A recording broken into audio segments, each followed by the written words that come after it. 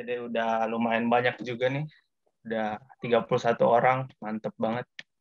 Oke guys, gue mau ucapin selamat datang di FPD pertama kita, di FPD di kepengurusannya Dila. Pertama-tama aku mau ucapin selamat datang, terus semoga kalian sehat selalu dimanapun kalian berada, serta safety first ya Said yang lagi di mobil. Semoga FPD kita pada hari ini bisa fruitful seperti seperti background beberapa anak di FPD hari ini. Nah, sebelum kita mulai diskusi nih, mungkin kita bisa dengar 1-2 kata dari ketua kita Dila, dan mungkin Dila akan menyampaikan beberapa pesan. Jadi untuk Dila, dipersilakan. Ya, halo semuanya. Selamat siang. Apa kabar? Semoga everybody is in good conditions. So, hari ini kita akan melaksanakan our first ever foreign policy discussion, which we are holding it internally. Dan hari ini bakal dibawakan oleh teman kita, yaitu Laila Rahima Kamka, maaf Rai, biasa dipanggilnya Rai. Terus akan dipandu oleh moderator kita hari ini, yaitu Kak Randy. Nah, di sini aku mau ingetin lagi nih, kalau misalnya FPCI is a global youth think tank, kita ini berbagi insights, we share knowledge, di mana untuk perkembangan teman-teman kalian dan diri kalian sendiri. Sekaligus untuk mengembangkan FPCI Chapter Binus University. Nah, di foreign policy discussion ini, jangan ada yang sungkan, nanti pas question and answer itu silahkan bertanya, karena ini juga di antara kita-kita aja ya, dan it is a discussion, bertukar pikiran, kita bisa mengomentari one's mind and others' mind. Jadi menurut aku it's a great chance for us to get to know each other juga, untuk kelancaran bonding kita ke depannya. Paling itu aja dari saya selaku Presiden of FPCI Chapter Binus di tahun 2021. Aku serahkan lagi ke Kak Randy ya. Terima kasih. Oke, terima kasih. Terima kasih Dila atas pesan-pesannya. Mungkin kita bisa kasih tepuk tangan dulu. Terserah tepuk tangan di Zoom atau tepuk tangan langsung untuk pesan-pesannya Dila. Oke. Nah, kita langsung saja nih masuk ke acara intinya, yaitu Foreign Policy Discussion yang berjudul tentang vaksin diplomasi yang akan dibawakan oleh teman kita Rai. Untuk Rai, waktu dan tempat dipersilakan. Thank you, Kak Andi. Halo semuanya, welcome to FPCI. So before we begin, I would like to say thank you for coming to the very first FPCI FPD, and I would like to say thank you to FPCI to believing in me to be the first speaker of our very first FPD. So today FPD will brought you by R&D on vaccine diplomacy. I would like to share my screen here. So today's topic is vaksin diplomasi. Tapi sebenarnya apa sih itu vaksin? Apa sih itu diplomasi? Maybe we can open floor here. Ada yang bisa bantu aku nggak? Atau mungkin mau have a perspective here on what is vaksin or what is diplomacy? Mungkin sebagai pembuka aku dulu ya, Rai. Sure. Thank you. Kalau vaksin itu di benak aku yang pertama kali muncul itu semacam imunisasi. Itu hal paling basic yang muncul di pikiran pertama itu semacam imunisasi untuk menangkal, untuk memperkuat daya tahan tubuh kita atau imunitas kita biar tahu gitu, oh ini penyakit kita harus lawan. Jadi dikasih sedikit biar kalau penyakit yang beneran datang, tubuh kita udah siap. Itu menurut aku vaksin itu seperti itu. Dan untuk diplomasi secara basic di pikiran aku juga yang muncul itu negosiasi mungkin. Itu kata paling yang muncul pertama kali. Mungkin ada yang mau ditambahin lagi teman-teman? Bapak-bapak kok. Thank you so much. Berpendapat aja. Ya. Ada yang mau berpendapat lagi kayak Kak Randy? Feel free to do so. Kalau misalnya aku sih definisi vaksinnya setuju sih. Soalnya kayak basically like in simple terms, a vaccine is like a chemical substance that was or is developed in order to strengthen our immunity from certain diseases. Such a perfect definition. Thank you so much, Kayaka. Is there anyone else to have a voice here on what is vaccine and what is diplomacy before we begin on vaksin diplomacy? Gue mau tambahin nih yang diplomasi. Boleh banget. Jadi kayak diplomasi kalau menurut aku tuh kayak satu aktivitas untuk ngejaga atau ngebangun relasi, biasanya sih antar negara ya, karena kita itu HI biasanya untuk menciptakan relasi antar negara in order to achieve each interest kali. Maksudnya untuk mencapai atau mewujudkan kepentingannya masing-masing negara. Itu sih. Great. Thank you so much for your. So we shall begin now. So vaccine diplomacy is the utilization of vaccine to improve countries' diplomatic relations and influence other countries. As we know, diplomacy is a tool for democracy. And here on vaccine diplomacy, vaccine is a tool for diplomacy itself. If we trace back from the history, vaccine diplomacy first emerged at the emerging of the pandemic of smallpox on 1800s, where the British doctor Edward Jenner published his research on the use of cowpox virus to vaccinate against the human smallpox. By the 1811, Jenner was elected as a former member of the Institute of France. Keep in mind, di tahun 1800-an itu, France and England actually on a war. So here, after he received the election, when he elected as the foreign member of the Institute of France, Jenner bravely lettered the Napoleon, I quote here, "The science are never at war." Although science are never at war, but it helps and influence the occurring of the war itself. And now in the modern days, vaccine diplomacy is used in COVID-19. Actually, vaccine diplomacy is a part of soft power. Soft power is where you do not enforce people to do it, but rather to cooperate with them. Here, I would like to quote Joseph Nye: "The best propaganda is not propaganda." So, as we can see that Central Axis is basically meaning the hegemon. But here we see the new emerging country as China. Here as US, the famous US, as we all know.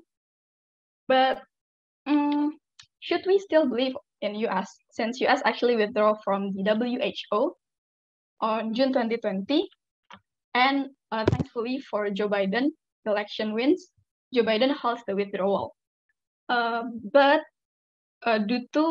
since WHO is a very big organization, international organization, it needs to be 12 months to do literally everything legalized.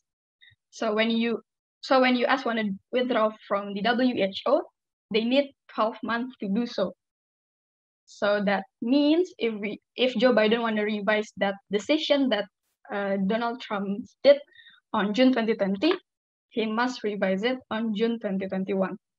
Lama banget prosesnya, a bit redundant for me to do that for like 12 months. Makan banyak waktu banget, especially on the urgency like COVID-19.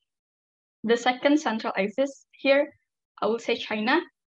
Actually, China is very good at doing vaccine diplomacy. Although, as we know that the first COVID-19 cases is happening in Wuhan, China do very good on vaccine diplomacy, as China used vaccine diplomacy to build international influence. They polish China image. They make a notion not as a target or criticism of how it handled a pandemic, but as a savior to lead the world out of it. They are very smart. And other than that, as we know that due to COVID, the tourism is actually on the decline.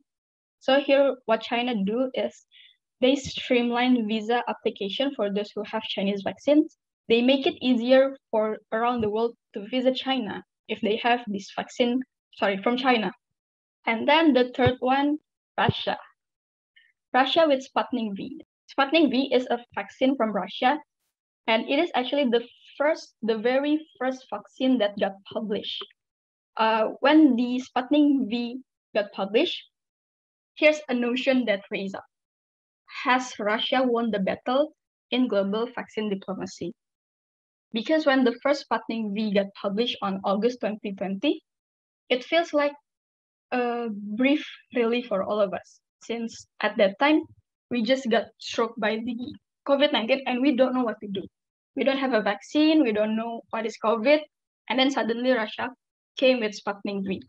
But later on, with around the globe already adjust with the condition, Sputnik V not really at the top of the best vaccine that we have. Here I wrote Europe, although I know that I wrote here Central Axis country, and in fact I know that Europe is not a country, but Europe as the first civilization as we have is actually do both good and bad at the same time, where they do vaccine diplomacy very well. They create their own vaccine too, such as England and etc. But they did very bad too. As in England, they have like so many infected people by COVID-19 domestically, but internationally they do vaccine diplomacy very actively. And weeks ago, I do Belgium MUN, and I have this conversation with my friends, with the other delegates. I asked them how your country's dealing with COVID-19, because in Indonesia we already do our vaccination. We do bad, but we already step by step making sure that everybody get vaccinated. And they actually said that here in Europe, especially in Belgium, not even 5% of medical frontliner already got vaccinated. While here in Indonesia, most of the frontliners, most of the medical care, nurse, doctor is already got vaccinated, and every day people still get vaccine from the GBK, for example. But and we actually aiming here in Indonesia, we actually aiming to get 20% of our total population to get vaccinated. While in Europe, the number is still very, very low. So actually, I would say that Indonesia actually do very well if we compare it to England or any other European country. Here, I provide you guys with the data. Here, if we can see, worldwide total cases, 121 million, recover 68.8 million. The death, 2.68 million. Here in Indonesia, 1.45 million, and 6,000 per case every day, and recover 1.27 million, and the death almost 40,000. But we do domestically, although we got infected so many people got infected by COVID-19, but the recovered people, although the death is as painful as it is, the people who recovered, there are so many people who get recovered instead of passed out. But if we compare it to China, they do very well. Here, total cases only not even 1 million. It's still 60,000. Recovered almost all of it, and the death not even 5,000. Here in UK, the total cases here 4.27 million, and the death 100,000 something. And the most it is painful to watch that they have almost they has the highest score in the Europe, although they have their own vaccine. Now, if we see the US, the so-called hegemon, but do the worst in this emergency period, US has the highest total cases we have here, with almost 30 million cases, with 58,000 people get infected per day, and the death toll is very, very high, with 1,000 people pass away due to COVID every day. Can you imagine that? 1,000 people pass away due to COVID. It costs so many lives. But if we compare it here to Taiwan, the small country in Asia below China, the total cases is not even 1,000, and recovered almost most of it. And the death toll only 10 people. So does Asia do better? Does anyone want to have a discussion here on what you guys think? Does Asia actually do better, or Asia do just like the same with the Western country? Here, if we just see with the total number. Actually, I have a thought. Asia itu do better in comparison to what? Kalau misalnya kita bandingin sama Amerika, Afrika, ya of course we do better. Tapi kalau sama Eropa mungkin enggak, karena domestically speaking, vaksinasi di Eropa itu jauh lebih mending daripada Asia. We see a lot of problems di Asia, kayak for example Indonesia. You know, like Indonesia is very broad country. Dia kayak geographically speaking kita punya daerah yang cukup luas.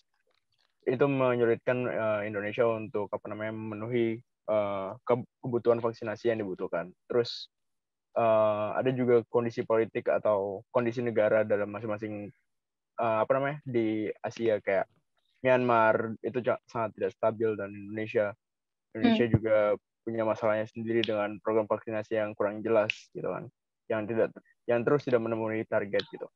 Nah, ini juga balik lagi ke political capabilities Indonesia, negara-negara di Asia yang cenderung jauh lebih rendah daripada negara-negara di Eropa. Itu juga tapi kalau kita ngelihat kayak beberapa negara seperti Singapura itu kayak cuman sekampungnya Indonesia, ya pasti vaksinasinya nggak bakal bermasalah gitu kan. Tapi kalau negara Indonesia, habis itu Thailand, Philippines, itu juga mereka punya tantangan sendiri, yang terutama masalah ini geografi dan isu politik mereka. Itu pasti akan menghambat proses distribusi vaksinasi mereka.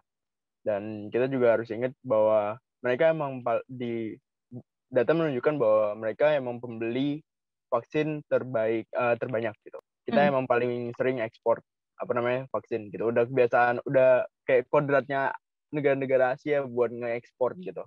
Tapi dalam jumlah dosis yang banyak ini, negara Asia itu belum bisa memaksimalkan program vaksinasinya. Jadi mereka udah dapat vaksin, tapi mereka borong vaksinnya, tapi pembagiannya curit-curit doang gitu. Nah, itu kan juga bermasalah. Karena vaksin ini juga punya expired date. Nah itu. Nah, kalau misalnya negara di Asia ini nggak berhasil mempercepat proses vaksinasi warganya, otomatis vaksin ini akan kehilangan powernya, akan kehilangan khasiatnya gitu kan, untuk untuk menjadi obat antivirus corona, quote unquote. Nah, itu domestically speaking. Kalau internationally speaking, kita paling kencang untuk vaksin diplomasi. Bukan sebagai seorang donator, tapi sebagai sebagai pihak yang akan menerima. Itu kita cukup aktif untuk sounding ke negara-negara yang punya vaksin untuk kayak, kasih vaksin ke Asia dong gitu ya. Back again, kita adalah negara dengan eksportir vaksin terbesar di antara benua lain. Kenapa gue bilang kali ya kayak? Importir vaksin terbesar.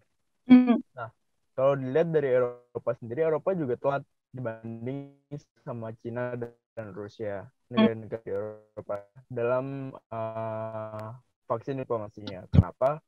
Karena gue ngelihat di Afrika itu mereka semua the poor countries itu dapat vaksin dari Rusia sama China, dan Europe itu masih jauh di belakang untuk distribusi vaksin ke negara-negara yang keterbelakang seperti apa. Kenapa gue ngira kayak gini, kenapa negara sekelas Eropa itu bisa kalah cepat? Karena mereka masih sibuk dengan urusan di domestiknya. Kayak UK lagi ngadepin mutasi COVID, itu juga menjadi tantangan sendiri buat UK buat kayak mau ekspor vaksin gitu. Gue lagi kayak UK UK be like, hey, gue lagi ngadepin urusan COVID baru nih, masa gue mau bagi-bagi vaksin? Ntar dulu lah, urusan negara gue dulu. Pasti kayak gitu. Dan that's why Asia dan negara-negara lain, benua lain itu punya karakteristik dan keunggulan masing-masing gitu. Such a diplomatically answered. Thank you so much, Kak Sayed. Is there anyone want to add or answer this question? Does Asia do better? Does Asia do better? Yes. Who is that? Okay.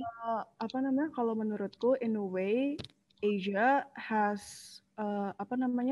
punya lebih banyak pengalaman. At least recent memory when it comes to virus-virus kayak gini. Because as we know, Asia kan waktu itu we had to handle with the SARS. Dan itu kan juga masih recent. So like especially negara-negara Asia yang kayak Korea Selatan, Singapura gitu-gitu, mungkin mereka responnya tuh jauh lebih sigap dibandingin kayak Eropa atau bahkan Amerika Serikat. Tapi kalau misalnya Asia in a whole is kind of hard because as we know, Asia is a big continent, it's a really big continent, dan beda-beda. Asia Timur itu kapabilitasnya beda, Asia Selatan itu beda, Southeast Asia juga beda. And tambah pula geographically, kalau kita lihat kan Eropa punya keuntungan because mereka itu satu land gitu loh. Mereka tuh nggak kayak Indonesia, nggak kayak Southeast Asia tuh mereka tidak dipisah oleh lautan. So logistically they might do better. But as we know, contohnya kayak Germany itu kalau nggak salah aku dengar juga mereka itu punya kesusahan dalam pengiriman vaksinnya. So I think like it depends on like what kind of what aspect that we need to see from. Thank you, Kayaka. Very well answered. Does Asia do better? Actually, both Kak Sayed and Kayaka said that agak susah kalau misalnya we say Asia as a whole, if they do better or not. Because if we see small countries such as Singapore, Vietnam, or Taiwan, they did very well. They vaccinate their people already. They don't really even social distancing anymore. Yes, they do wear a mask, but since there are no COVID infected people anymore, they just like live their life as a new normal, not as we are right now, who's scared all the time, who's anxious if am I gonna get vaccine if I hang out with my friends.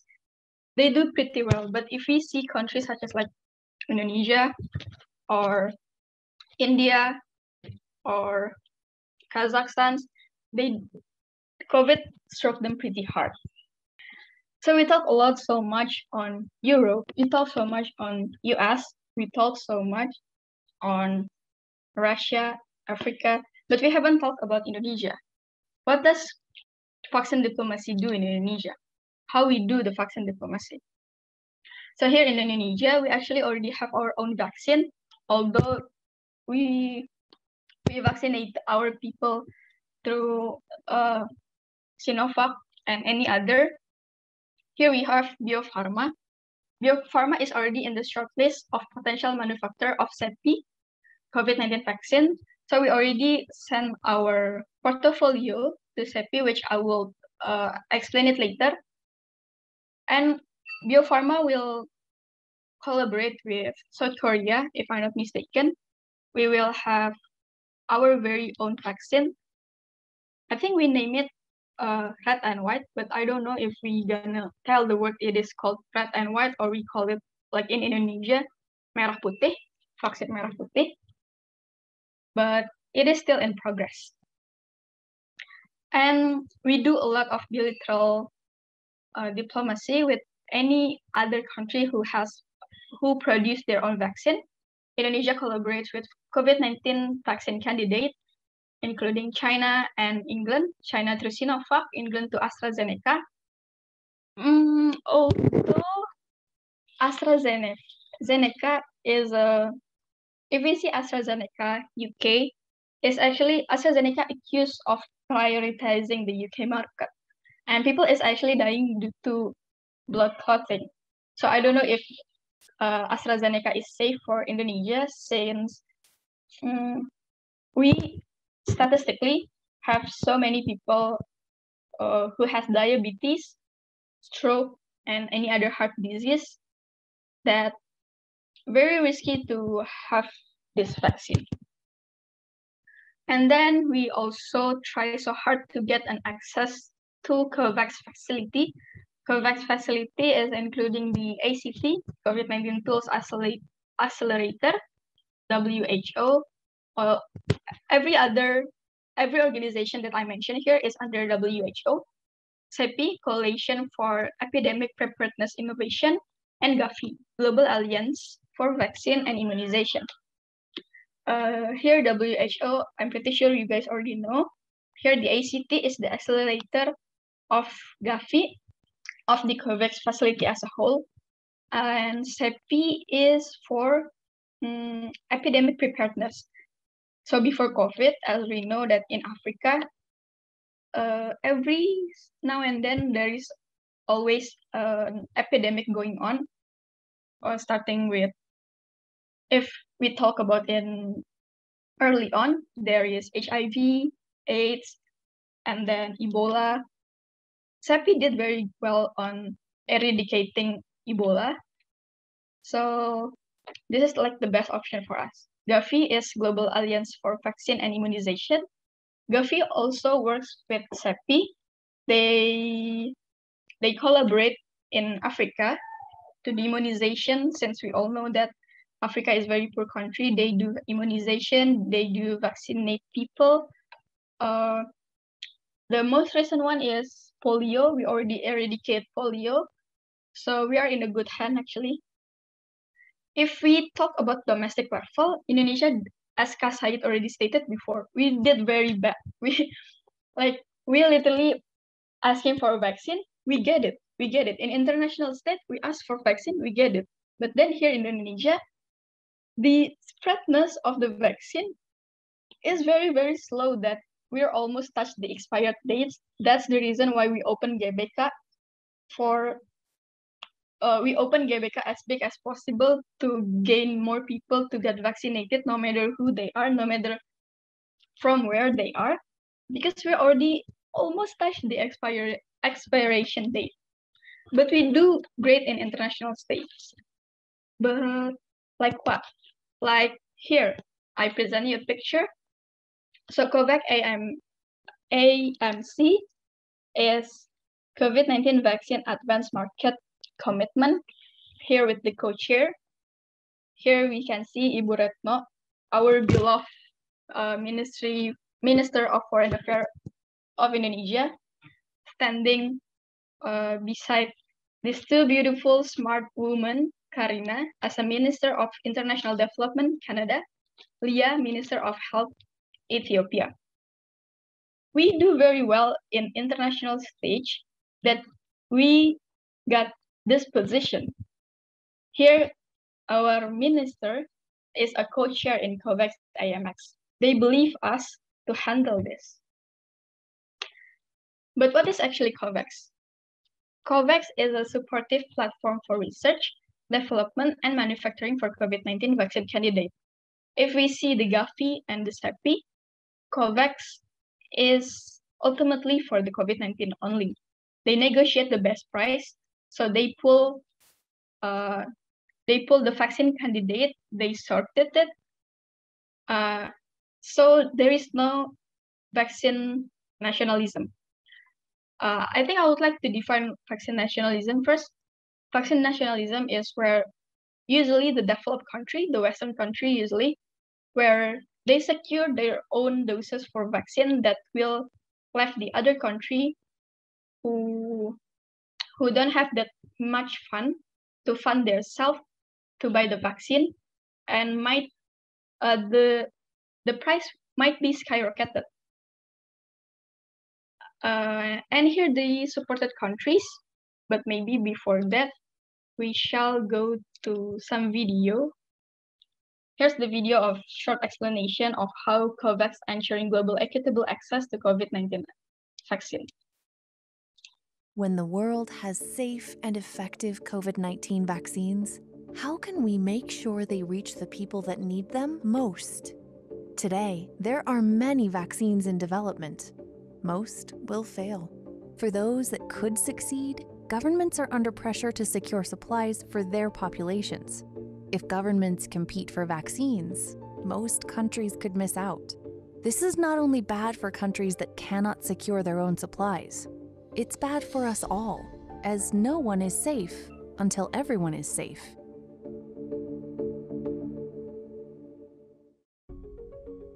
The COVAX pillar aims to ensure that every country gets fair and equitable access to eventual COVID-19 vaccines. It does this by acting as an insurance policy, with the largest portfolio of vaccine candidates in the world. Wealthier countries have a greater chance of gaining access to successful vaccines. And by pooling their buying power rather than competing against one another, they enable investment in factories, so more doses are available as soon as a vaccine becomes available. The COVAX pillar is founded on the principle of equitable access. This means any country, regardless of their ability to pay, has the same access to vaccines. By supporting the development and manufacturing of these vaccines, wealthy countries increase their chances of getting COVID-19 vaccines and ensure the rest of the world gets access too. Ending the pandemic as quickly as possible will take a global effort. We need as many doses as possible, as fast as possible, as soon as a safe and effective vaccine becomes available. 2 billion doses would be enough to vaccinate healthcare workers and other high-risk groups. If we start now, we can save hundreds of thousands of lives, not to mention trillions of dollars. It's not about one country versus another. It's about one world protected.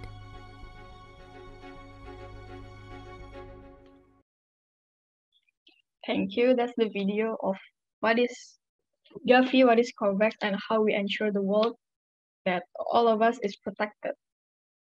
I mean, how could we get protected from COVID-19 if not everybody's if everybody got vaccinated? COVAX do very well.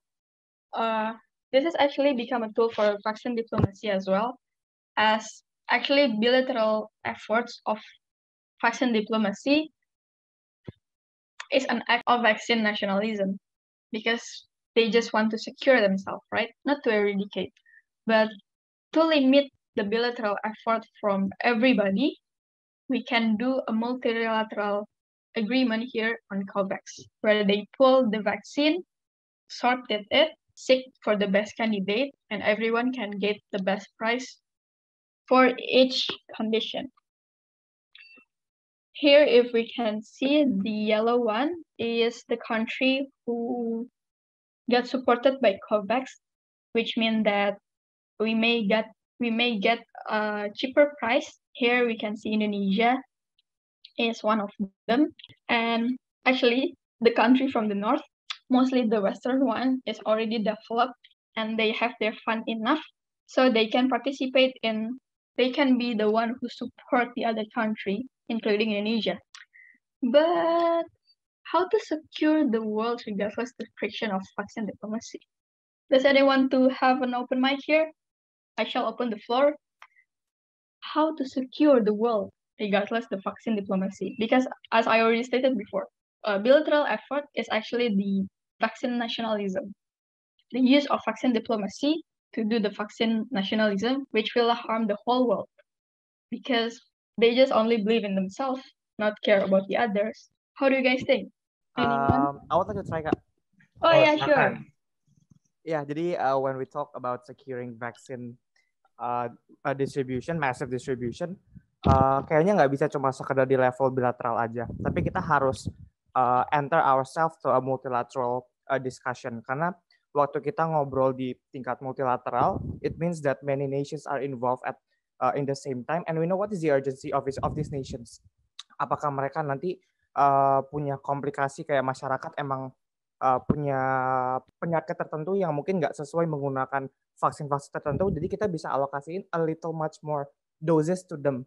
dan negara-negara dengan tingkat kesehatan yang lebih sejahtera, yang lebih baik, kita bisa substitute those vaccines dengan vaksin yang jauh lebih compatible sama mereka. Jadi jangan sampai kalau effectiveness of vaccine distribution itu bukan sekedar didisposisikan secara acak ke negara-negara, tapi kita nggak pastiin terlebih dahulu, is this vaccine safe to be vaccinated ke warganya nanti.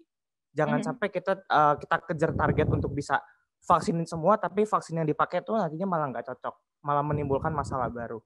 I think multilateral talks itu menjadi satu buah hal yang lebih baik ketimbang kita cuma duduk ngobrol in bilateral connection gitu sih, Kak. Thank you so much, Aldo. Thank you so much for participating in this discussion. You did actually very well in capturing what I said before. Thank you so much. Anyone else?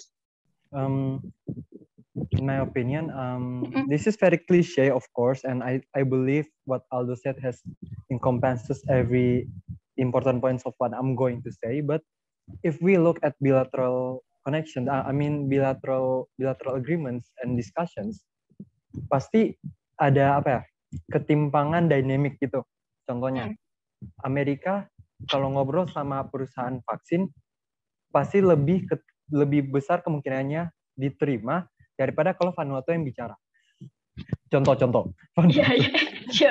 Nah, jadi selain multilateral setting, hal yang harus diperhatikan itu kesediaan negara-negara buat buang kecenderungan mereka buat melakukan vaksin nationalism.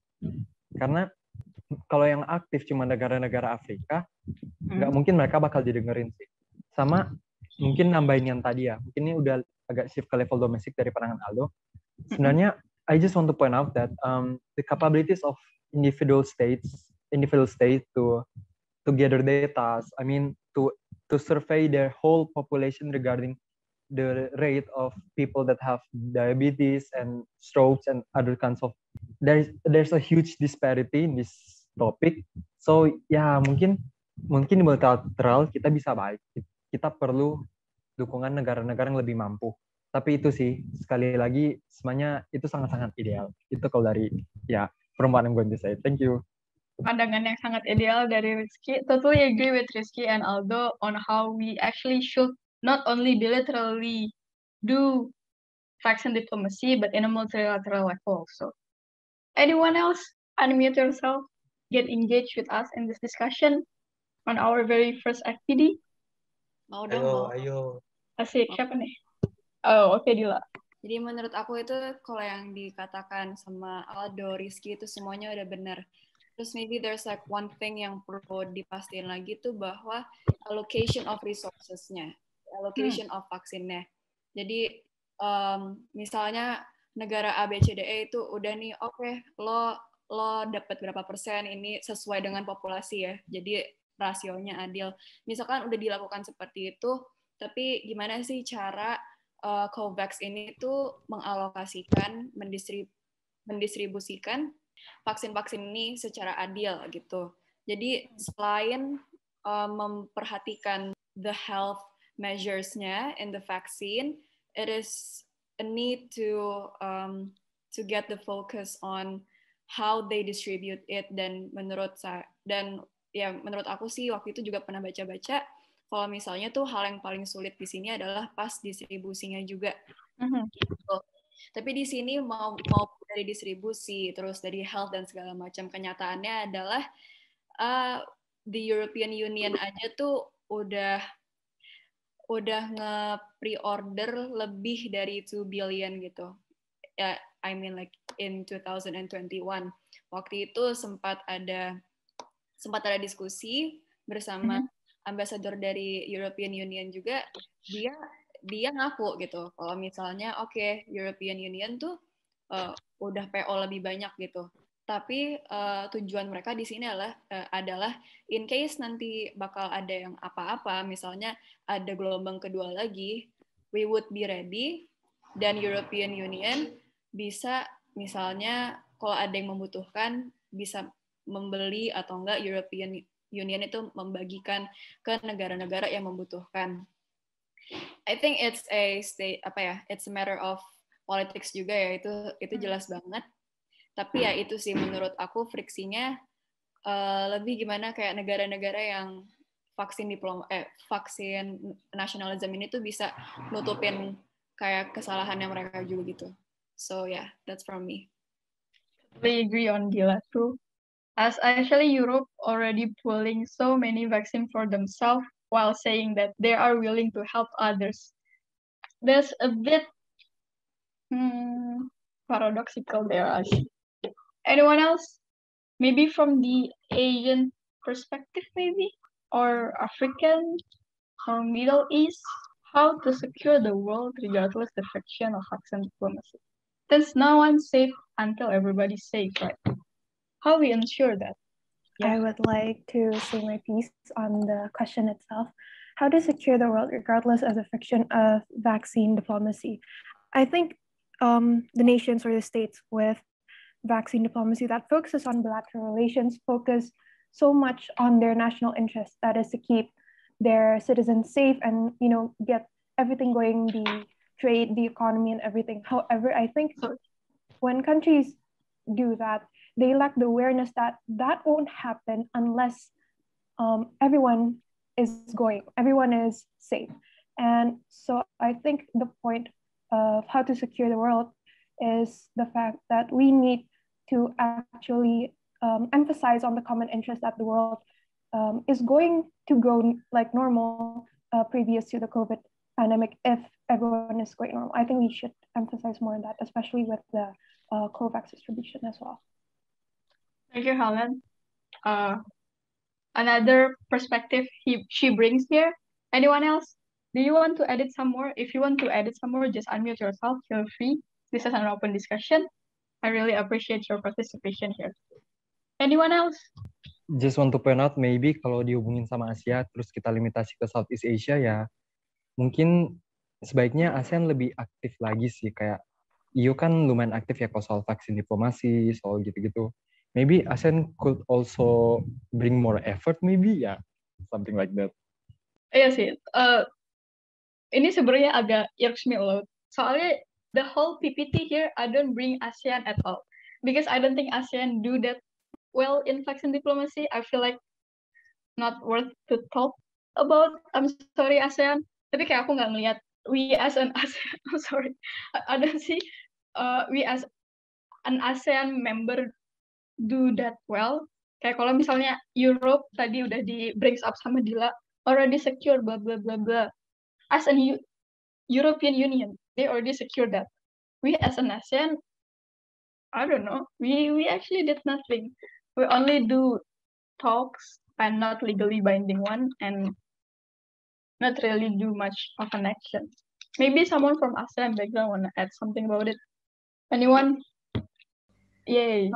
I don't really have like an ASEAN background, tapi menurutku in like a sad reality that kind of makes sense because isu genting yang kayak Myanmar aja ASEAN tuh nggak bisa satu suara, let alone something like vaccine diplomacy. Tambah pula solidaritas ASEAN itu nggak, menurut aku at least tuh nggak sekuat Uni Eropa.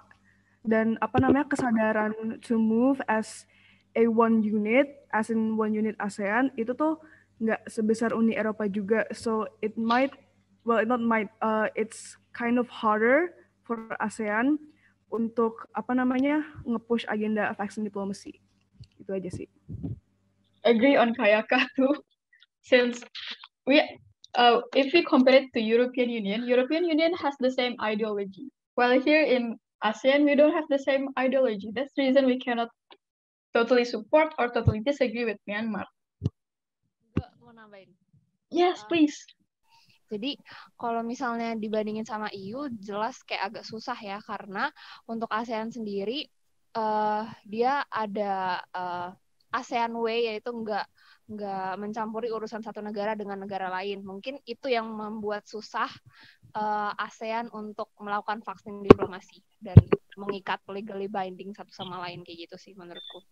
I see. Thank you for enlighten us, Kak. I just knew that we cannot legally binding each other. Okay. Thank you so much. Anyone? Can I add something? Ayo. Of course. Silakan.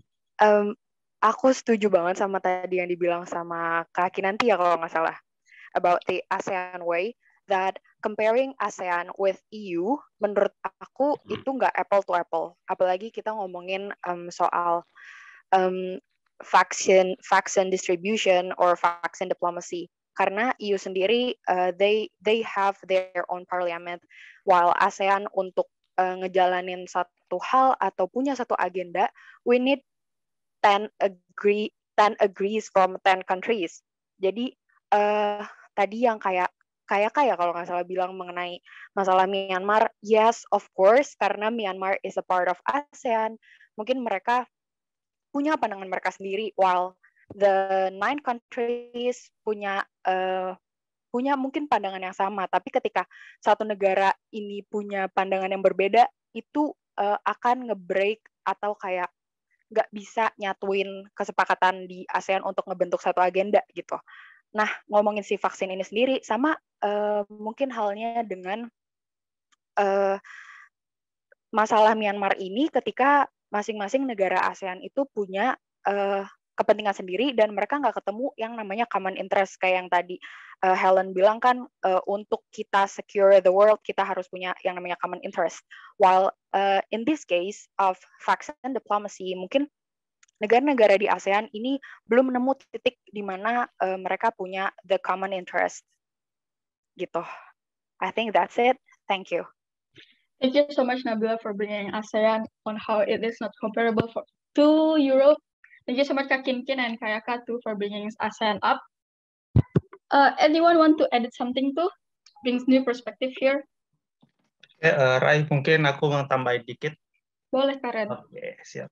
Jadi aku udah dengar jawaban kalian itu keren banget, udah jelasin bagaimana cara kita membuat semua orang aman, walaupun di dunia sekarang itu friction of vaccine diplomacy itu sesuatu yang sering terjadi dan sering hangat itu. Jadi menurut aku kalian udah kasih jawaban-jawaban yang bagaimana kita bisa secure regardless the friction of vaccine diplomacy.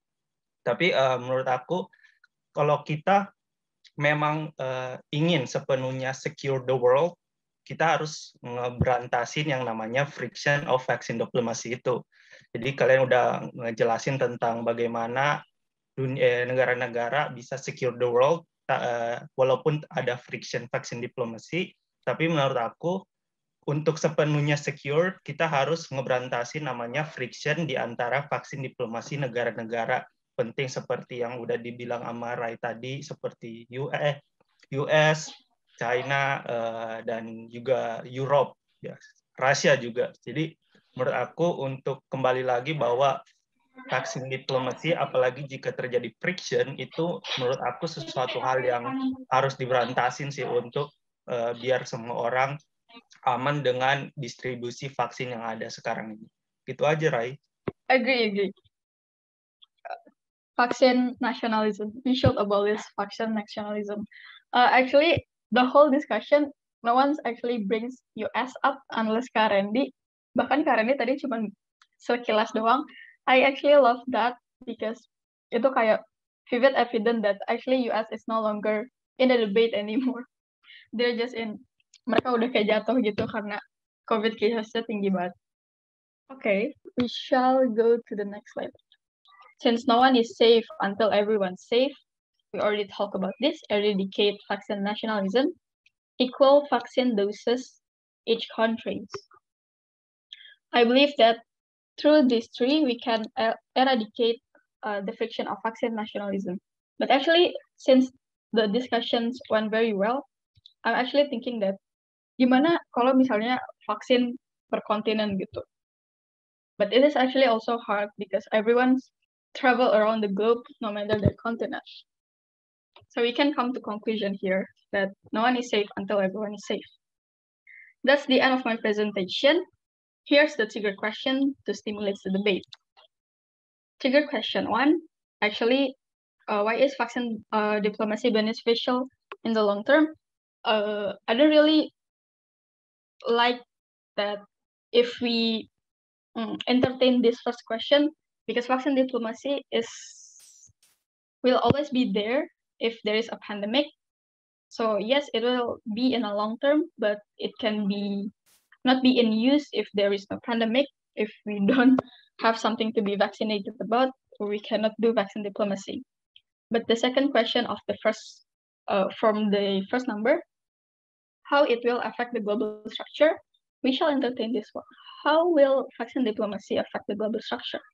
Number 2, why are not all countries are open to diplomacy when it is seen as a beneficial, especially during this pandemic? The third one, what action will you suggest to improve vaccine diplomacy and how to do it? For the third question, I would highly recommend every one of you to answer this question to stimulate the debate and open the discussion. Please, everyone. Oke, The Try udah membawakan presentasinya yang sangat baik, gitulah. Nah, kita udah masuk ke trigger question kita, yaitu ada 3 trigger question. Jadi trigger question ini yang seperti udah dikatakan Rai, kita menampilkan trigger question ini biar terbentuk suatu diskusi, bahkan debat, tapi jangan terlalu heated banget. Bisa debat, bisa diskusi dengan teman-teman yang udah hadir di FPD pada hari ini. Nah, sekali lagi aku mau encourage teman-teman untuk jangan malu-malu, nggak usah sungkan, bahwa kita semua, tetap ingat kita semua di sini itu belajar.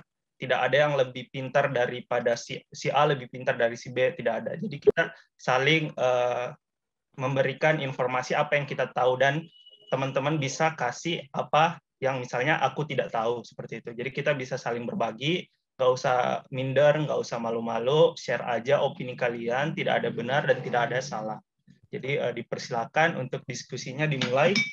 Atau mungkin aku dulu ya sebagai pembuka, biar semua langsung bisa jump in the train kalau diskusinya udah mulai. Ini salah satu yang membuat aku interest banget, ini pertanyaan trigger question 1, kenapa vaksin diplomasi itu beneficial in the long term? Walaupun tadi kita sempat bahas bahwa untuk sepenuhnya memberikan vaksin ke seluruh orang, seluruh people di dunia, kita harus eradicate namanya friction in vaccine diplomacy. Dan sementara kita tahu negara-negara seperti China, Rusia, Europe, bahkan yang udah nggak terlalu terkenal atau terlalu tidak dipedulikan yaitu US, itu untuk menjalin suatu diplomasi yang sehat atau tidak ada bentrok, tidak ada heated argument antara mereka, itu sangat sulit. Kalau mereka menjalankan diplomasi, pasti ada friction yang terjadi, hampir pasti ada sebuah friction yang terjadi. Nah, kita sempat bahas bahwa friction ini bisa membuat distribusi vaksin menjadi terhambat. Oleh karena itu, kita harus menghilangkan yang namanya friction di antara vaksin diplomasi ini. Nah, menurut aku, walaupun kita udah membahas negatif aspek dari vaksin diplomasi itu bisa menjadi hal yang positif juga. Contohnya seperti negara-negara di Afrika yang kita tahu kurang beruntung, kurang memiliki ekonomi yang kuat, tingkat kedudukan yang tinggi di international politik. Mereka itu third world country, jadi mereka itu seperti sering disisihkan. Nah, keuntungan dari vaksin diplomasi ini, contohnya sebagai Cina ingin menunjukkan bahwa negara gue nih paling bagus nih untuk distribusi vaksin. Gue udah kasih vaksin ke warga-warga gue, bahkan gue punya persediaan vaksin lebih untuk dikasih ke negara-negara lain, bahkan sampai negara di Afrika yang kurang beruntung. Nah, vaksin diplomasi ini bisa membangkitkan persaingan antara dua superpower. Sementara India juga kita tahu juga salah satu produsen vaksin tertinggi di dunia. India itu produsen vaksin, dia memproduksi 60% vaksin yang berada di seluruh dunia.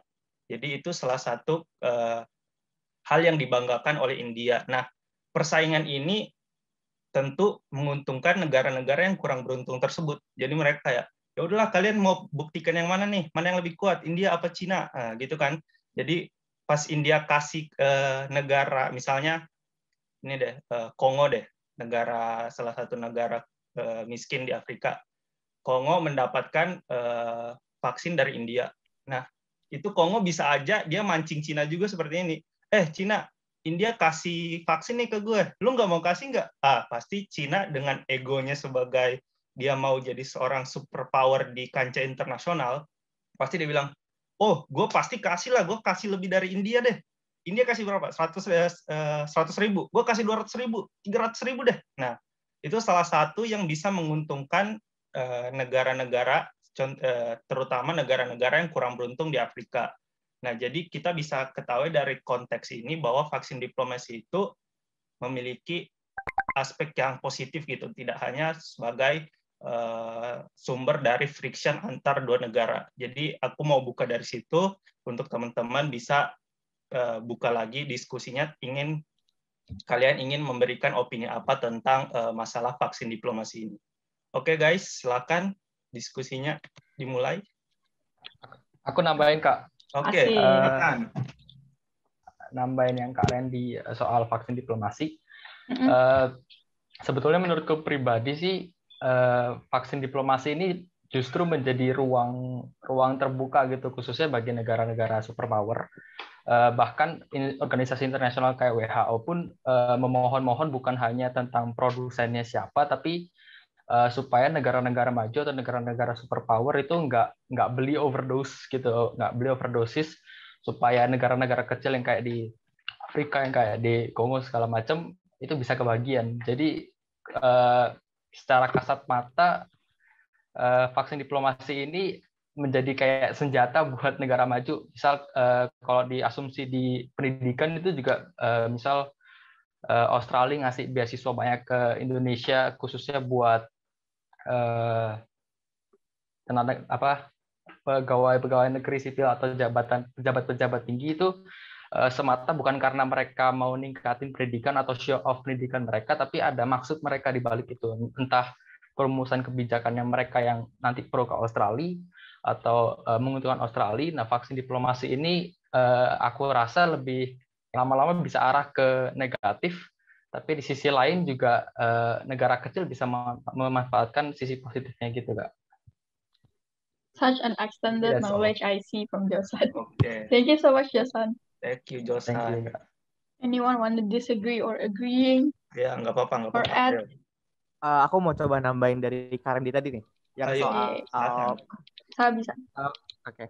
Jadi when it comes to states yang punya access to resources, kita coba lihat kayak misalkan mungkin agak-agak jauh ya. Aku coba ngambil analogi atau ngambil contoh dari waktu kita ngadepin Cold War ya, post the Second World War. Kita ngeliat kalau ada superpower antara the Soviet sama United States, kita anggapkan kita posisinya lagi ada di economic crisis, and these two states have the accessible resource ke funding segala macam. Tapi kita coba terapin, apply those kind of concept lagi di krisis yang sekarang, di health and economic crisis in a post-pandemic world. Kita lihat negara-negara yang punya resource itu, misalkan kayak China, kita lihat kayak the US, mungkin the Soviet sendiri, mereka adalah negara-negara superpower, negara-negara yang on the way to superpower, besides United States, untuk bisa produksi entah itu vaksin atau provide funding buat states untuk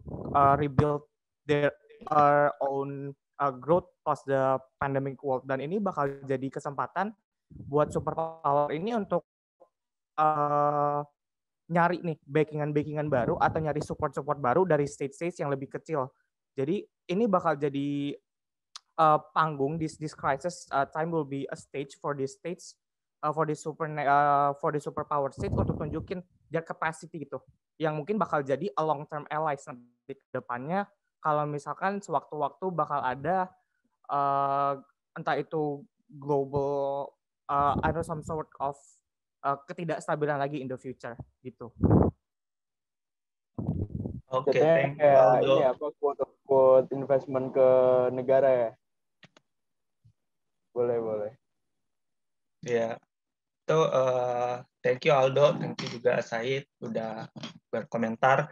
Nah itu menurut aku interesting ya, soalnya kan tadi dibilang udah disebutkan oleh Rai bahwa vaksin diplomasi ini, dan juga barusan dibilang sama Aldo, vaksin diplomasi ini bisa menjadi kancah baru untuk superpower untuk menunjukkan kehebatan mereka. Makanya tadi Rai sempat introduction tentang konsep soft power di awal presentasi ini, bahwa soft power itu bagaimana negara-negara superpower memenangkan hati para negara-negara yang kurang beruntung atau di bawah tingkat kesuksesan di aspek ekonomi, militer, dan sebagainya. Nah, itu salah satu kenapa kita interesting jujur dari pihak R&D ingin membawakan topik vaksin diplomasi ini, bahwa itu interesting, dan sudah disebutkan oleh Aldo bahwa vaksin diplomasi ini menjadi kancah yang bisa kita lihat dari perang dingin, bahwa negara-negara superpower akan menggunakan kesempatan ini untuk menunjukkan bahwa mereka itu negara superpower, dan kenapa negara-negara lain harus menjadi ally mereka. Seperti itu. Thank you Aldo, thank you juga yang lain. Mungkin ada lagi guys, ayo tambahkan. Kita masih ada question 2, 3, 1 juga untuk belum dibahas secara penuh nih. Ayo. Aku mau nambahin dikit, boleh? Ayo, tambahin. Sylvia, silakan. Oke. Tadi kan kata Jonathan bilang kalau misalkan vaksin diplomasi itu bisa bersifat negatif. Tapi kalau menurut aku sendiri, dalam kondisi kayak gini, akan menguntungkan untuk semua negara karena everyone need vaksin gitu, apalagi dalam kondisi yang mendesak. Kalau menurut aku begitu. Oke. Thank you, Sylvie. Nah, ini salah satu perspektif yang interesting kan, kita bisa lihat bahwa dalam satu sisi bahwa vaksin diplomasi itu bisa membawa hal yang negatif. Mungkin tadi Jonathan juga Josan udah memberikan penjelasan kenapa vaksin diplomasi itu bisa memberikan dampak buruk gitu. Aku juga mau tambahin, mungkin salah satu contohnya negara-negara itu bisa berpikiran bahwa mereka akan ketergantungan, ada efek ketergantungan dengan negara superpower jika negara kecil tersebut menerima vaksin dari negara-negara superpower seperti Cina dan lain-lain. Nah, kita bisa lihat dari perspektifnya Sylvia bahwa kan kita ini pengen eradicate semua sumber penyakit-penyakit dari COVID-19. Nah, bahwa vaksin diplomasi ini bisa dilihat menjadi suatu hal yang positif karena ya udah mereka dapat vaksin, berarti jumlah orang terjangkit virus corona itu semakin dikit dong, jadi semua semakin diuntungkan. Nah, kita bisa lihat bahwa dua pendapat yang saling berlawanan tapi memiliki bobot yang sama-sama kuat, sama-sama yang bisa kita mengerti gitu. Nah, ayo guys, tambahin lagi diskusinya. Udah mulai memanas nih.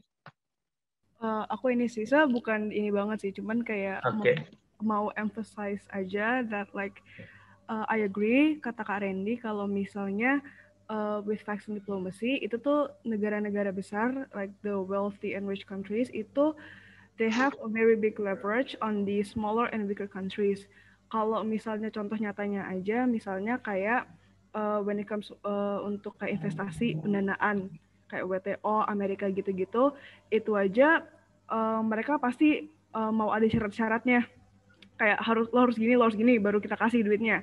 Apalagi kalau misalnya vaksin diplomasi, apalagi kan vaksin is a very vital thing to save lives. So I think negara-negara barat, pasti negara-negara barat ya, so kan mereka banyak yang kayaknya itu banyak negara-negara barat, kayak negara-negara barat yang kaya, yang kuat, itu mereka harus ada kesadaran diri to put front of the world health and the human lives instead of like using it as a leverage. Itu aja sih. Oke, thank you Kak. Nah, kan benar banget karena kali lagi basis atau tujuan utama dari distribusi vaksin ini kan untuk keselamatan bersama, bahwa no one is safe until everyone is safe. Nah, aku baru muncul pertanyaan juga mungkin berkaitan dengan pertanyaan kedua, kenapa tidak semua negara mau menerima vaksin diplomasi itu. Padahal vaksin diplomasi itu bisa membawa bahkan bisa dibilang mendapatkan vaksin gratis gitu untuk warganya. Nah, untuk yang dibilang sama kayak tadi bahwa hal terpenting yang harus kita tekankan ini adalah keselamatan dari semua orang untuk menjaga keselamatan orang lain. Nah, ini aku beberapa hari lalu pernah baca bahwa sekarang India lagi mendonasikan vaksin-vaksinnya yang udah kelebihan, katanya udah kelebihan, jadi dikasih ke negara-negara tetangganya. Nah, dikasih ke Sri Lanka, kasih ke Bhutan, dikasih ke Nepal, tapi yang interestingnya, salah satu negara paling dekat dengan India itu nggak dapat. Coba kalian tebak negara mana? Pakistan. Pakistan, ya. Pakistan. Jadi, ya, ini salah satu interesting banget, soalnya negara-negara besar selalu bilang bahwa keselamatan semua orang itu paling penting. Jadi negara India kasih vaksin itu bukan mau dapat keuntungan apa-apa, purely on the purpose of saving others, katanya. Tapi pertanyaannya, kenapa Pakistan nggak dapat gitu? Padahal deket banget gitu sama India. Nah, itu salah satu question-nya. Terus yang interesting-nya lagi, Pakistan itu dapat vaksinnya itu sangat banyak dari Cina. Sementara kita tahu Cina dan India sering berantem. Nah, kalau memang negara-negara besar pengen maunya untuk keselamatan bersama, tapi kenapa negara-negara yang kita bisa lihat secara langsung bahwa mereka itu saling oppose, nggak dapat donasi vaksin gitu. Jadi kita bisa mempertanyakan kan, kalau memang mau membantu others, kenapa musuhnya itu nggak dapat? Nah, bisa menjadi bahan diskusi lagi, guys. Itu menurut aku juga masuk ke pertanyaan 2 sih. Sebenarnya Karen nih kalau misalnya ngomongin India, serunya itu ketika India itu bikin banyak banget vaksin, kayak yang tadi Karen udah bilang sampai didonasi-donasiin. Tapi actually India tuh number 2 yang paling banyak casesnya. Kayak pertama US, kedua tuh India. Jadi kayak the inequality not only in vaccine, not only in economy, but also in education. Kayak they don't do social distancing, they don't use masks, they don't even believe in COVID, I guess. Mereka di satu sisi the one that educated, so knowledgeable that they can create a vaccine, tapi from most part masyarakatnya don't even believe in COVID. Mereka masih keliaran segala macam, don't use mask, nggak social distancing, sampai mereka COVID cases-nya banyak banget. Iya, benar banget. Jadi salah satu yang kita bisa lihat, bisa kata yang tepat kayaknya takjub ya. Negara seperti yang udah dibilang Rai, India, buat vaksin sebanyak mungkin, dikasih ke negara-negara lain, sementara itu kondisi COVID di negaranya sendiri itu amburadul, kacau. Iya, buruk banget. Nah, itu juga bisa memberikan suatu diskusi atau argumen bahwa kalau memang negara-negara tersebut ingin, seperti negara-negara superpower, ingin membantu negara lain atau membantu negara lain atau menunjukkan bahwa mereka itu salah satu negara kuat, maka bisa dibilang kritisisme yang muncul adalah kalau negara-negara superpower malah fokus ke negara luar untuk membantu negara lain, hanya sole purpose-nya itu untuk menaikkan citra mereka, sementara kondisi di negaranya tersendiri itu dilupain gitu. Itu kan salah satu mungkin argumen bahwa vaksin diplomasi itu hal yang buruk. Mungkin ada yang mau tambahin kenapa negara-negara tidak open ke vaksin diplomasi, atau ada pendapat lain terkait hal tersebut? Ayo, jangan malu-malu lah guys. Mungkin aku bisa tanya pendapat dari Habib. Habib, hadir nggak? Kepada Mas Habib. Ayo, Habib. Ya, sorry. Ayo, apa pendapat kamu? Terserah lah, mau komen yang trigger question mana, atau mau kasih pendapat apa gitu tentang vaksin diplomasi. Bebas guys, nggak ada nilai salah atau nggak ada benar salah. Ayo Bib. Ini kan dari tadi masih bahas nomor 1 kan ya. Mau bahas mana aja boleh sih. Terserah. Tentang vaksin diplomasi. I haven't given a long thought about it. I will try to coba ngejawab nomor 2 sih. Why are not all countries open to diplomacy when it's beneficial? Menurut aku karena sebenarnya kan kenapa nggak semua open to diplomasi, di banyak sisi itu setiap negara masih ada masing-masing konflik ya.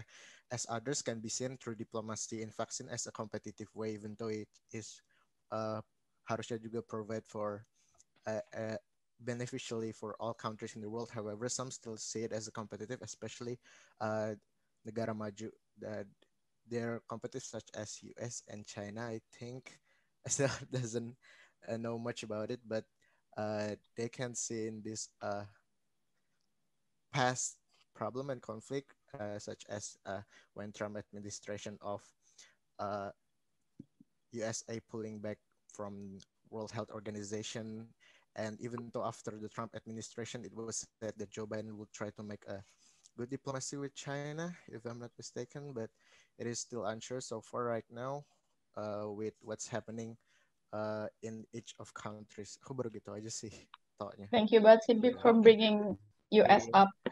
Finally, there's a discussion about US. Thank you so much, Habib. Such an insightful banget ya, Habib. Iya. Parah sih, Habib. Diam mulu lah dari tadi, Bib. Itu argumen kamu bagus, itu diam-diam dari tadi. Parah sih, guys, bagus banget. Ini gue tahu ini kalian punya hal yang bagus nih, tapi diam-diam nih. Contohnya Habib nih, diam-diam ternyata punya sesuatu yang bagus nih untuk diutarakan. Oh, tapi sebelum itu Said dulu nih. Said udah ngancem tadi. Ayo Said. Kayak apa ya?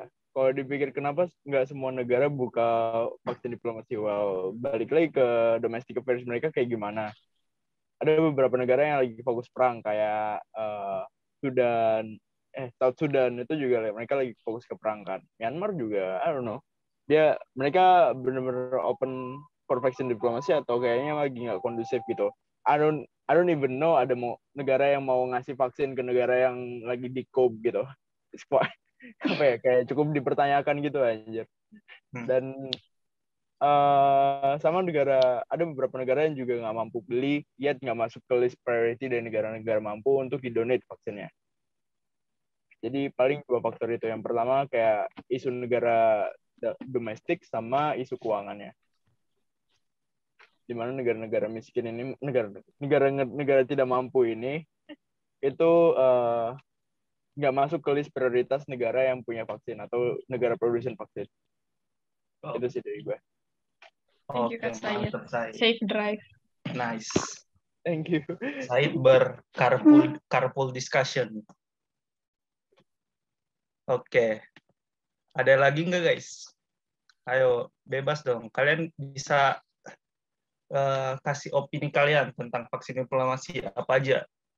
Kalian bisa contohnya nih, kasih kaitkan dengan Attack on Titan kan kemarin sempat booming gara-gara vaksin. Terserah kalian mau bawakan topik apa. Gue dengar ada tentang Attack on Titan tuh kemarin. Ada rumor kalau divaksin bakal jadi Titan.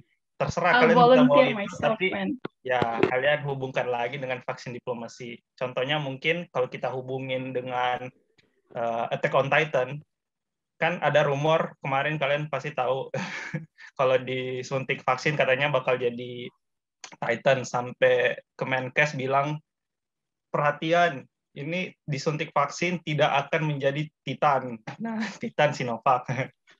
Nah, itu kita bisa hubungkan mungkin dari elemen bahwa persepsi atau tingkat edukasi dari masyarakat. Mungkin masyarakat Indonesia kita bisa bilang, kalian bisa berpendapat juga bahwa tingkat edukasi orang-orang masyarakat Indonesia itu masih rendah. Jadi masih sering terpapar dengan hoax, isu-isu yang tidak benar, ataupun konspirasi teori yang terlalu overstretch, sampai bilang kalau disuntik vaksin sampai bisa berubah jadi Titan. Itu kalian bisa beropini tentang hal tersebut. Tapi ya disarankan untuk tetap dalam track vaksin diplomasi. Atau kalian mungkin bisa, ada yang fans bulu tangkis nggak? Ada apa dengan bulu tangkis nih Kak? Itu ya, kalau Iya, ada berita recent nih, lagi hot topic. Kalau kalian buka Twitter itu, jujur Twitter aku trendingnya selalu itu tuh, bulu tangkis. Jadi kalau kalian nggak tahu, timnas Indonesia kan ikut All England di Inggris. Nah, udah hari pertama nih, udah datang jauh-jauh dari Indonesia, udah main kan, Minions sudah main, udah menang, gila. Terus baru satu game itu timnas Indonesia langsung disuruh pulang sama panitianya. Disuruh pulang pun nggak ada tata keramanya. Kalau protokolnya kan disuruh pulang ke hotel, naik dikasih bus, disediain bus. Ini nggak, disuruh jalan kaki pulang. Dikarenakan karena Indonesia itu di pesawatnya satu pesawat dengan orang positif, ada kasus kena positif. Jadi satu tim Indonesia itu yang udah jauh-jauh dari Indonesia disuruh pulang sama pemerintah Inggris. Nah, titik argumennya atau titik yang dipermasalahkan netizen Indonesia itu ini nih, soalnya dari timnas Thailand, India, dan Denmark itu mereka sempat positif, terus dites lagi negatif, dan mereka itu nggak disuruh pulang. Sementara Indonesia, mereka nggak ada yang positif, negatif semua, tapi disuruh pulang. Nah, netizen Indonesia berkoar-koar tuh, karena kenapa bisa gini. Nah, kalian bisa balikin lagi atau bisa fokuskan lagi ke topik kita, vaksin diplomasi. Mungkin kalian bisa lihat kalau kinerja dari pemerintah Inggris saja untuk menangani masalah tersebut belum sesuai, apalagi mereka mau menjalankan vaksin diplomasi. Kalian bisa bawa hal-hal seperti itu, guys. Jadi nggak usah kaku-kaku bahwa harus fokus HI gitu, nggak apa-apa. Ayo, jadi keluarkan opini-opini kalian. I wanna say that is an act of racism, tapi mereka nggak ngelakuin hal yang sama ke Thailand gitu-gitu ya? Iya, jadi cuma Indonesia doang yang kena. Ada apa? Terus Indonesia jago, Kak. konspirasinya juga bahwa pemain-pemain Indonesia yang udah sempat main itu ngelawan timnas Inggris semua, pemain-pemain Inggris semua. Terus dikalahin kan yang Inggris-Inggris, terus abis dikalahin yang Inggris-Inggris, Indonesia disuruh pulang. Jadi ada semacam konspirasi teori kalau bilang, oh ini Inggris takut Indonesia menang, makanya disuruh pulang gitu. Ya, kalian bisa kaitkan lagi dengan topik kita vaksin diplomasi gitu. Ini aku cuma mau nambahin doang sih. Itu sebenarnya juga kalau nggak, aku belum verifikasi ininya. Cuman kalau nggak salah tuh ada juga kayak pemain yang satu pesawat sama tim Indonesia, tapi itu pun mereka nggak disuruh cancel, nggak suruh walk out. Tambah pula juga ada kayak kalau nggak salah satu match gitu, kayak wasitnya tuh dari Inggris, sama pemainnya juga dari Inggris, dan itu kayak langsung pada kesel banget. Itu doang sih, aku belum ada opini apa-apa sih. Ya, jadi ya kalian bisa bawa bulu tangkis ke vaksin diplomasi. Soalnya yang menyuruh Indonesia pulang itu NIH, National Health Services kalau nggak salah dari Inggris. Jadi pusat dari penanganan COVID di Inggris gitu. Jadi kalian bisa bawa, mungkin kalian ada yang suka bola kan, kalian bisa bawa ke bola juga, bawa Champions League tetap jalan, itu pemain-pemain dari beberapa negara, Jerman, Prancis bisa datang ke Inggris, main bola, saling sentuhan fisik, tapi dibolehin gitu. Itu kalian bisa kaitkan dengan vaksin diplomasi. Ayo guys. Atau kalian mau bawa drakor, bawa aja. Kaitkan dengan vaksin diplomasi. Biar diskusinya itu nggak terlalu boring juga, biar bisa ada fruitful-nya itu. Yang penting stick dengan topik kita itu vaksin diplomasi. Ayo guys. Or maybe you guys wanna talk about racism? Ya, bawa aja ya. Akan ada racism tuh tentang yang Asian hate yang lagi trending juga. Itu kan kalian bisa bawa hate ini muncul gara-gara kemungkinan besar ada indikasi bahwa karena COVID itu dari Cina, dari Asia, maka orang persepsinya itu kita harus membenci orang-orang Asian gitu kan, yang orang-orang jahat lah yang di sana. Nah, itu bisa kembali lagi bahwa tingkat edukasi mereka bahwa itu tidak benar, sampai kemungkinan bisa dikaitkan bahwa vaksin diplomasi tidak bisa berjalan jika edukasi masyarakat itu masih kayak gini, masih kayak tidak tahu mana hal yang harus diikutin, dan pokoknya gitulah. Kalian bisa sangkut pautkan. Ayo guys. Coba aku mau ngomong. Ayo. Ini masih ada Halo? sekitaran 30 menit. Karena itu si Dila mau ngomong. Oh, Dila, silakan. Oke. Iya, jadi ini sangat amat fruitful ya. Sampai tadi outnya menjadi sebuah possibility dari foreign policy discussion ini. Tapi menurut aku, it's very interesting. And di sini sebenarnya aku nggak tahu nih mau kayak spesifik ke nomor berapa. Cuman kayak yang dari dibahas tadi kayak ini misalnya India memberikan ke negara-negara tetangganya tapi tidak Pakistan. Terus Pakistan mendapatkan vaksin dari China. Itu sebenarnya aku juga baru ngeh gitu ya dari diskusi ini, because I'm not very an expert dalam situasi di Middle East, tapi ya emang dari yang aku tahu ya, kalau misalnya ambil contoh India, aku cuman sekedar tahu bahwa India dan Pakistan itu punya Kashmir konflik kan, yang udah terjadinya kayaknya udah cukup lama, tapi gimana ya, sometimes emang atau mungkin sampai sekarang, correct me if I'm wrong, sekarang. Ya, sampai sekarang. Baiklah. Jadi ya itu menjadi alasannya gitu. Kayak diam-diam, it is implying that enggak kok, gue nggak ada apa-apa, tapi padahal ya ada apa-apa gitu. It explains. States won't explicitly say, gue gara-gara ada konflik sama dia, gue nggak bakal ngasih bantuan gitu. No, they don't say that. Itu dimana kita foreign policy observer, saya anjay kayak masih cuman kayak we see it gitu loh, kita melihat pola-polanya gitu.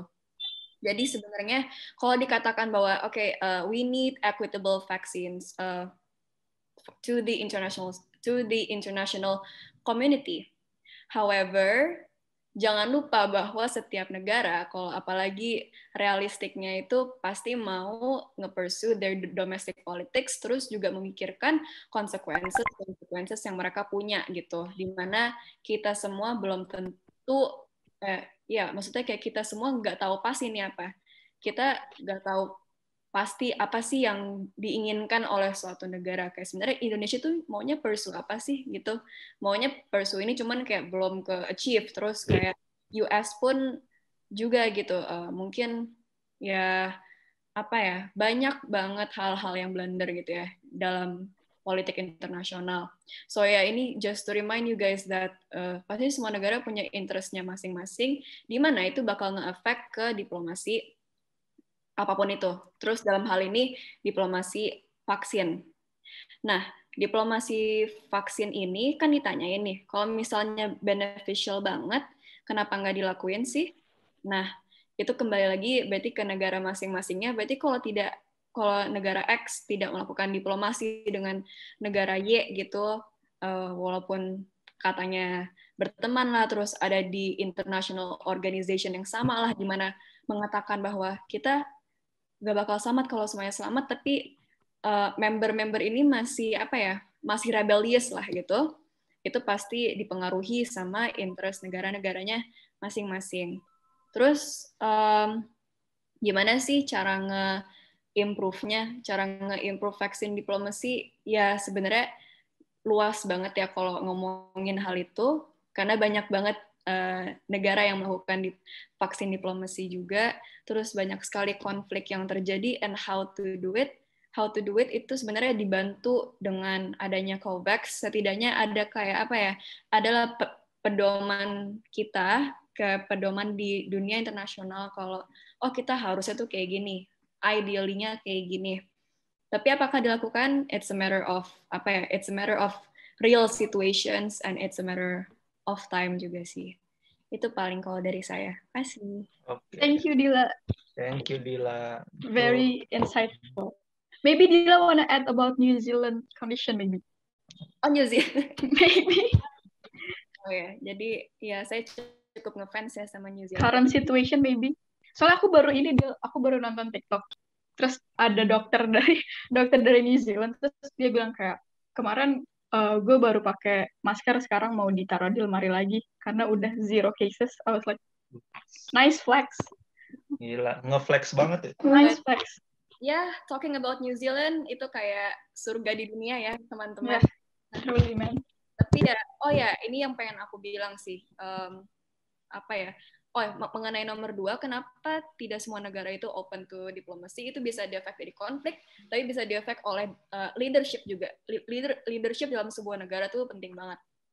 Nah, terus kalau mau sharing dikit tentang New Zealand, sebenarnya aku di sini kayak udah lama nggak nge-search juga, but what do I know dari kabar yang di sana, itu mereka beberapa minggu yang lalu kan gini, kalau di New Zealand ada 4 alert, ada 1, 2, 3, 4 gitu. Nah kalau yang keempat tuh itu udah parah banget gitu. Terus ada ketiga, 2 dan 1. Nah kalau bahkan tuh di level 1 aja tuh yang boleh keluar rumah tuh hanya kepala keluarga gitu. If you wanna buy groceries, terus kayak emang ada keperluan penting, itu hanya kepala keluarganya, by means maybe the fathers of the family, atau enggak ya intinya siapapun itulah. Nah, di sana tuh itu juga menjadi analisis yang menarik ya. Tapi kita nggak bisa ngebandingin gitu. Analisis yang menarik, tapi kita nggak bisa ngebandingin sama Indonesia. Kenapa? Karena kita levelnya beda. Mereka populasi lebih sedikit, kita populasinya lebih banyak. Mereka maybe they have more stable political and economic conditions. Terus ditambah mereka only like one island. Kita pulau-pulaunya tuh banyak. Terus dibandingin apa lagi ya? Well, leadership, of course, but I'm not going to talk about that. Nah, terus You can talk about it tuh. Karena kalau I'm not going to talk about that karena aku kurang menguasai mungkin apa sih yang sebenarnya itu di Indonesia, karena sekarang kan udah di dalam prosesnya vaksin. So ya, kalau di New Zealand itself, mungkin 2 bulan lalu apa sebulan lalu tuh benar-benar pertama kalinya kita mendengar suatu negara tuh 0 cases, zero cases of COVID. Itu membanggakan banget. Dan itu seharusnya memotivasi semua negara to do the same. Tapi seperti yang udah dikatakan aja bahwa not all of us are safe, karena ya gimana ya, dia anggap aja New Zealand tuh kayak anak pintar yang di kelas yang kalau nugas tuh paling cepat gitu loh. Nah, tapi yang lainnya tuh belum selesai. They need to wait another 40 minutes, let's say. Itu menjadi masalah di New Zealand menurut aku. Karena kayak dia butuh ya mereka diem aja. They will close their borders until everybody is safe. Tapi padahal orang-orang di negaranya tuh udah safe. Agak sedih kalau misalnya untuk immigrants that live there, misalnya yang beda negara mau pulang lagi ke negara aslinya, mau ketemu keluarga atau keluarga mau mampir ke sana, itu menjadi susah. Jadi New Zealand is a great ideal kalau semacam dalam domestic politics ya, tapi kalau misalnya kondisinya mereka tuh sebenarnya gimana, it's not very ideal juga because they need to wait for the others to be fully vaccinated and fully recover from it. Gitu. Oke. But that's actually what it takes to be that good. Gitu juga nggak sih, Del? Oh ya, I want to add, New Zealand banyak pulau, nggak cuma satu.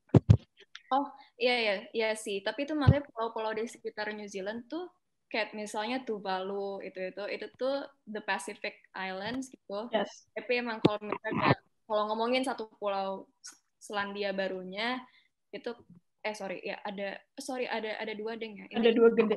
Ada 2, maaf. Aku ke mesh antar pulau atas dan bawah. Oke, thank you. Anyway, aku punya teman di New Zealand, terus waktu pas awal COVID itu tuh mereka stage 1 aja. Stage 1 tuh yang palingan cuma ada 1 infected people at that city gitu loh. Kalau misalnya compare to Indonesia, compare to Jakarta, mungkin kalau cuma ada 1 orang kita bakal kayak ya udahlah, dia kan masih di blok sebelah gitu. But in New Zealand, kalau misalnya ada 1 orang infected in one city, itu literally they went crazy. Kayak di TV tuh udah kayak warning, 1 infected people live in blah blah blah blah blah. wear your mask, blah blah blah. So they take COVID-19 very seriously, and maybe we should do the same, I guess. Karena kayak ngeliat mereka selejit itu, aku kayak gitu. Then again, it comes to the economic importance juga. Itu makanya susah sekali kalau kita mau membandingkan terus kayak nyuruh Indonesia, wah lo kayak negara ini dong gitu. It's very hard karena banyak tarik ulurnya gitu sih menurut aku. Also, their prime minister also very chill and smart. They literally have a live on Facebook recently. The prime minister have a live on Facebook, terus mereka kayak ngobrol gitu sama penduduknya. That's the perks of having a very little population. Kayak prime ministernya bisa ngobrol secara langsung gitu sama penduduknya. Mungkin kalau sekarang Jokowi disuruh kayak gitu, mungkin udah bakal chaos. Tapi karena di sana penduduknya cuma berapa, sekian ribu ratus, jadi gampang gitu. Makes me a bit jealous on New Zealand. Oke. Jadi intinya dari ini kita harus pindah ke New Zealand semua. Boleh sih. Migrasi. Disponsori oleh titik-titik. Oleh Dila. Fund us Dila. Yeah, funded by Dila. Kita semua FPCI field trip ke New Zealand. Kayak ginjal. Kalau habis COVID, kalau udah kelar COVID. Kan ginjalnya ada 2, nggak apa-apa. Nggak cukup banget. One for us, one for you. Terus ini fun fact juga sih sebenarnya, kayak kalau di sana ada orang yang datang ke sana tuh buat stay di hotelnya, terus by being there aja yang karena kemungkinan bisa spread virus itu ngebayarnya super duper mahal gitu, sampai I don't know belasan atau sampai puluhan juta gitu. Jadi mendingan ya udah di Indo aja guys. Oke. Siap. Berarti kita di Indo aja guys. Oke, jadi tadi kan kita udah ngebahas yang kedua nih. Jadi pertanyaan kedua. Jadi intinya dari beberapa jawaban yang udah dikasih dari Dila, dari Said dan teman-teman lain, bahwa alasan kenapa negara-negara itu tidak open ke diplomasi ini bahwa ada masalah-masalah tertentu yang specifically terjadi di negara-negara mereka gitu. Mungkin ada dari leadership, chaos, mungkin terjadi chaos di negara mereka, itu jadi memerlukan penanganan yang sendiri-sendiri dan tidak bisa dikasih uniform bahwa semua negara harus melakukan ini, dan berefeknya kepada kita bisa lihat bahwa tidak semua negara willing to open diplomasi gitu. Nah, kita masuk nih ke yang pertanyaan ketiga, untuk langkah apa yang bisa kalian sarankan gitu untuk mengimprove situasi dari vaksin diplomasi ini agar yang bisa berdampak ke distribusi vaksin secara global gitu. Ayo, keluarkan pendapat, silakan. Mungkin ada yang suka sama negara-negara gitu, iya, kayak Dila suka sama New Zealand, let's entertain that. Itu bisa dipakai metode seperti itu guys, seperti Dila tadi bahwa dia ada ngefans kepada negara tertentu. Nah, mungkin kalian ada yang ngefans tentang Jerman kah, atau Spanyol kah, atau mungkin Burkina Faso, terserah. Kalian bisa open aja, kalian bisa kan. Maybe kayak very Japan oriented, can open their mind. Ayo, bisa silakan. Atau mungkin kalian juga punya teman atau keluarga yang sementara ini lagi di luar negeri, yang lagi mungkin di sana, dan mereka menceritakan bagaimana proses atau kebijakan yang dilakukan dari negara tersebut. Kalian bisa sharing di sini juga. Maybe Habib very Middle Eastern. Ayo, terserah. And share their thoughts too.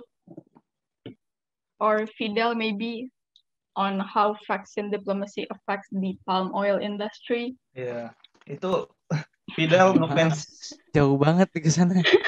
Ngefans banget sama kelapa sawit. Iya, terserah.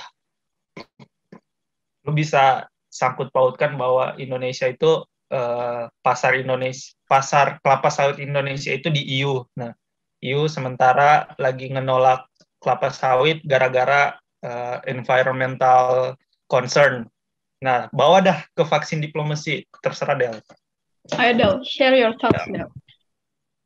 Kalau bisa bawa efek vaksin diplomasi terhadap trade ekspor-impor kelapa sawit. Buka deh ya. Mungkin kalau buat what you suggest itu yang pertama sih lebih ke arah kita bagi dulu ya kayak kita bagi ke tiga sisi. Yang pertama ada pemerintahan, ekonomi, sama sosialnya. Untuk sosial tentu aja dong pasti kalau kita mau memberikan pengetahuan soal vaksin diplomasi, perlunya ada edukasi yang baik dari pemerintah terhadap soal vaksin dan kemudian penyakitnya. Kan kayak kita tahu di Indonesia sebelum vaksin itu diketok palu sama Jokowi sah masuk, kita pasti sering dengar dong kayak vaksin itu apa sih haram, tidak sesuai standar. Itu kan sebenarnya suatu hal yang apa ya? Mungkin dari satu sisi memang kan kita nggak tahu ya bahannya gimana, gue juga nggak riset. Tapi ini edukasinya menandakan bahwa edukasi di Indonesia ini sangat kurang banget. Secara logika, zaman dulu kan ada namanya penyebaran penyakit flu yang sampai bikin mati orang.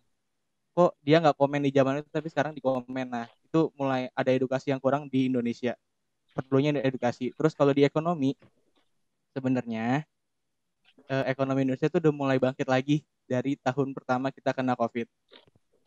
Karena kebetulan Menteri Keuangan kita sangat luar biasa ya guys ya. Duitnya jadi banyak banget.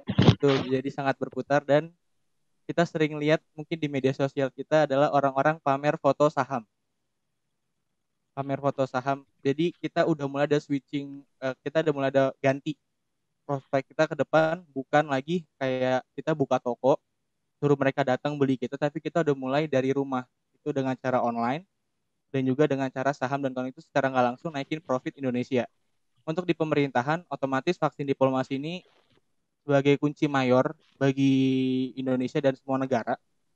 Gimana dia cara edukasi, gimana cara dia ngebimbing supaya arahnya benar, dan gimana cara supaya dia bisa dapetin kerjasama dengan negara lain, baik itu bilateral maupun multilateral, untuk dapetin vaksin dan juga ya siapa tahu kan bisa dapet duit kan, kecer-keceran lumayan kan masuk ke kantong gitu kan ya. Gitu aja sih ya. Makasih ya Mas Fidel. Waduh, gila. Keren banget, Fidel. Tepuk tangan. Parah sih, Fidel. Ini kok itu lu diam dah dari tadi. Padahal ide sampai lu ngebahas 3 topik sekaligus. Iya, aduh. Like, how could you do that, Fidel? Kayaknya ini Fidel ini simpen kartu nih, simpen jurus. Nanti di ujung acara baru dibuka kartunya.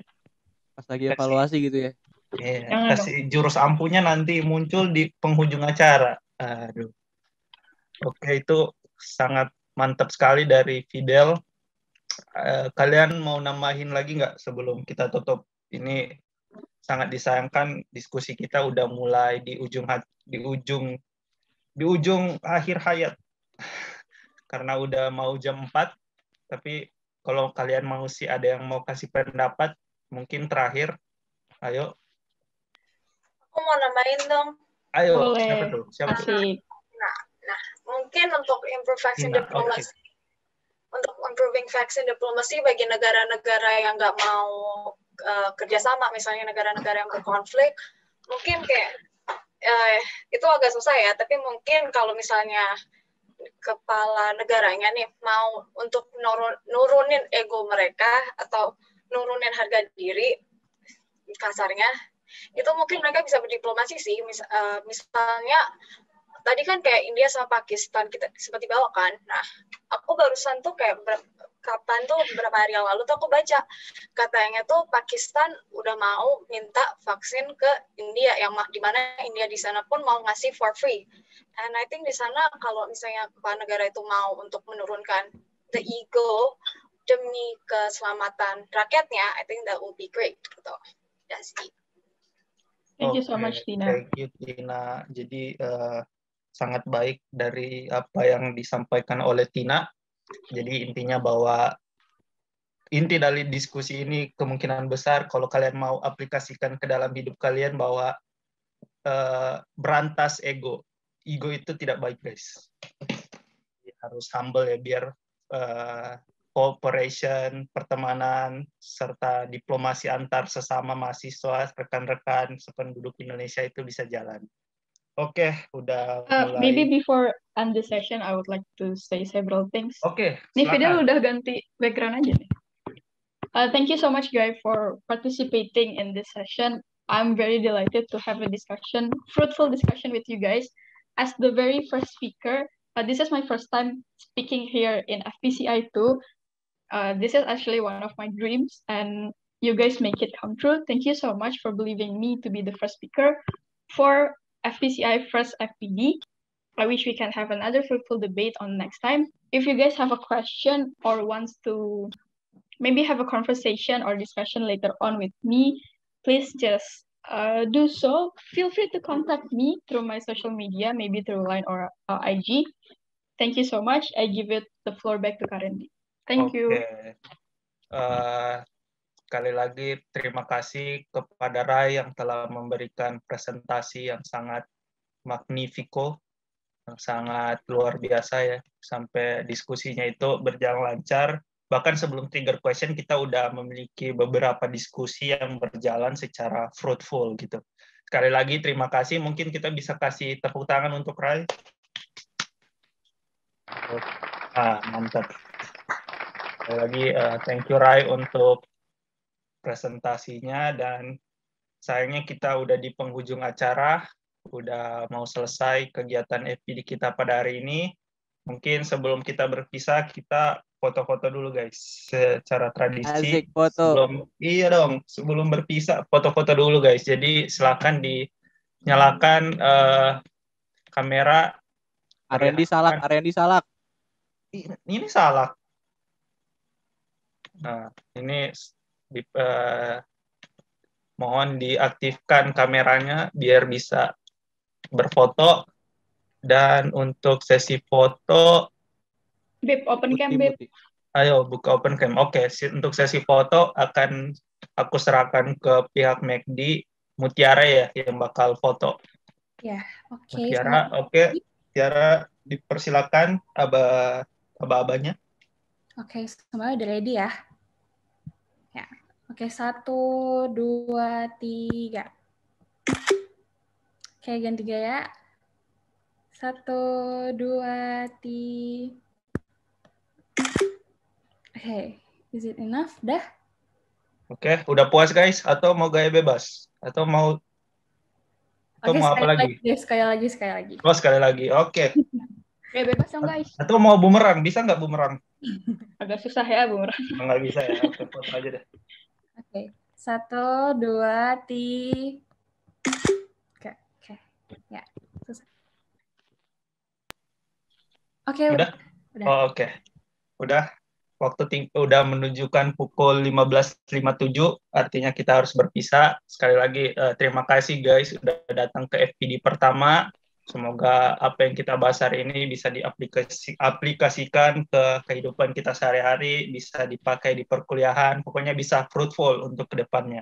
Sekali lagi terima kasih, dan semoga kalian sehat terus, sukses selalu dimanapun kalian berada. Oke. Gitu aja guys, kalian bisa live. Oke, thank you. Have a great day. Thank you so much guys. Thank you so much. Thank you Kak Kin. Thank you lagi. Have a great day. Terima kasih. Oke. Bye guys.